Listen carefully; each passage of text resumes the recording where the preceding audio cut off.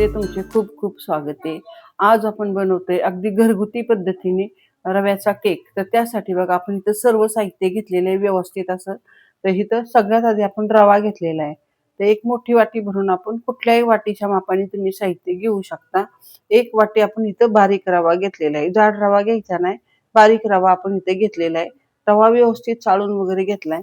त्यानंतर त्याच मापाचं आपण इथं दूध घेतलेले आहे, एकसारख्याच वाट्या आहेत दोन्ही। त्यानंतर आपल्याला पिठी साखर लागणार आहे, ते एक वाटी घेतलेली आहे। त्यानंतर आपल्याला थोडंसं बघा आपल्या केकला छान असा होण्यासाठी त्यासाठी इथं गव्हाचं पीठ घेतलेलं आहे। तर आपण इथं एक 5 चमचे गव्हाचं पीठ घेतलेले आहे। त्यानंतर आपल्याला तूप लागणार आहे, तर वितळलेलं तूप मी इथे घेतलेलं आहे, एक वाटी भरून म्हणजे एक छोटी वाटी भरून घेतलेली आहे। त्यानंतर दही लागेल आपल्याला, म्हणजे दही आणि तूप हे दोन्ही मापाचे एकसारखं घेतलेले आहे आपण। त्यानंतर थोडे इथं काजू बदाम आपण इथं कट करून घेतलेले। बेकिंग पावडर 1 चमचा लागणार आहे, बेकिंग सोडा लागणार आहे आपल्याला पाव चमचा, चवीनुसार किंचित थोडंसं मीठ आणि व्हॅनिला एसेन्स आपण इथं एक 5 ते 6 थेंब घेतलेले। तर साहित्य आपण व्यवस्थित इथं घेऊन झालेले आहे। आणि आता आपल्याला एक खोलगट वाडगं घ्यायचे आहे। खोलगट कुठलाही भांडे घ्या तुम्ही, त्यामध्ये चाळून घेतलेली पिठी साखर घ्यायची। तर पिठी साखर व्यवस्थित मी चाळून घेतली, ह्यातल्या गुठळ्या पूर्ण निघून जातील म्हणजे। आणि त्यानंतर ह्याच्यामध्ये आपल्याला अर्धा 1 कप आपण दही टाकलेले, एक चहाचा कप भरून आपण इथं दही घेतलेले। तर कमी आंबट हे दही आहे ते आपण घेतले। त्यानंतर तेवढाच कप भरून आपण इथं तूप घेतलेले। तुपाऐवजी तुम्ही तेल पण वापरू शकता, पण तुपाने हा केक आहे तो खाण्यासाठी छान लागतो, त्यामुळे शक्यतो तूपच वापरा। आता हे तिन्ही साहित्य आपल्याला चांगलं फेटून घ्यायचे, एकजीव होईपर्यंत ह्याला चांगलं बघा मस्त असा व्हाईट कलर येईपर्यंत ह्याला चांगलं हलवून घ्यायचं। तर चांगलं फेटायचं ह्याला व्यवस्थित असं। तर इथं बघू शकता एक 5-10 मिनिटं मी हे चांगलं फेटून घेतलंय, ह्याचा कलर पण छान बदललेला आहे। तर अशा पद्धतीने बघा हे मिश्रण झालं की ह्यामध्ये आपल्याला रवा घालून घ्यायचा आहे। तर आता आपण इथे 1 वाटी रवा घेतलाय, साधारण हा रवा बघा एक 200 ग्राम रवा आहे तो आपण इथे घेतलेला आहे। तर बारीक रवा घेतलाय आपण, त्यामध्ये 5 चमचे आपण गव्हाचं पीठ टाकतोय, म्हणजे आपला केक आहे तो व्यवस्थित असा छान होईल। तर गव्हाच्या पिठाच्या ऐवजी तुम्ही थोडासा मैदाही टाकू शकता। तर सर्व रवा मी इथं आता घालून घेतलेला आहे, जेवढा वाटीत घेतला होता तेवढा पहिला थोडा टाकला, त्यानंतर बाकीचा टाकला। त्यानंतर आता दूध लागणार आहे, तर 1 वाटी दूध घेतलेलं आहे आपण सध्या। तर जसं ह्याच्यामध्ये दूध ऍड होईल, कारण रवा आहे तो फुगणार आहे, त्यामुळे आपल्याला इथं जे दूध आहे ते लागण असं आपण आता इथं ओतून घेणार आहे। आता बघा इथं जेवढं दूध बसेल तेवढं मी इथे टाकले, कारण आपल्याला हे मिश्रण आहे एकदम पातळ करायचे नाही किंवा जास्त घट्ट पण करायचे नाही। आता ह्याला एक 5-10 मिनिटं आपण बाजूला ठेवूया। 5च मिनिटं मी बाजूला ठेवते, तोपर्यंत रवा भिजतोय।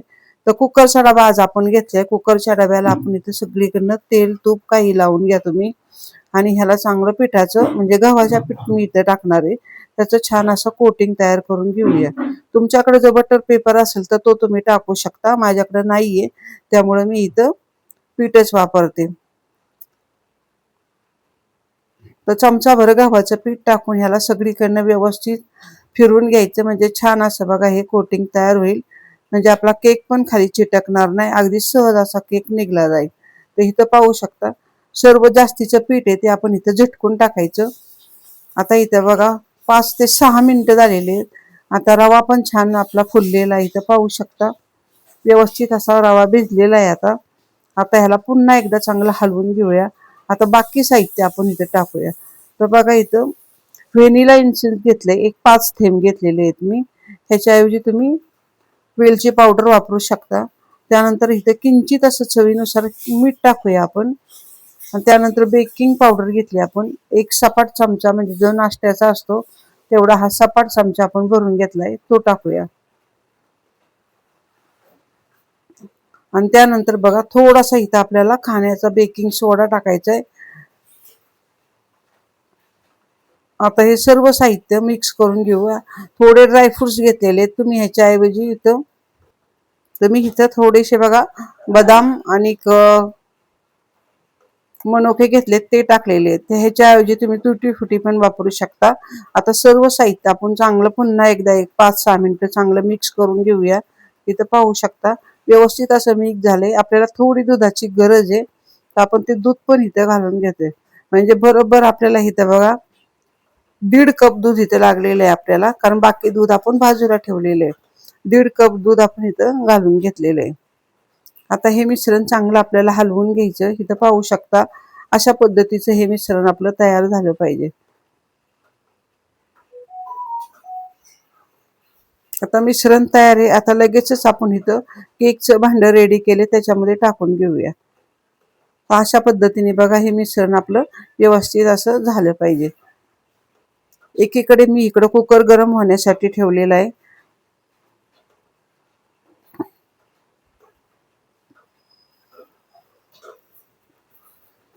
तर थोडंसं भांडं जरा आपटून घेऊया आणि पुन्हा त्याच्यावर बघा थोडे ड्रायफ्रुट्स राहिलेले ते टाकून घेऊया.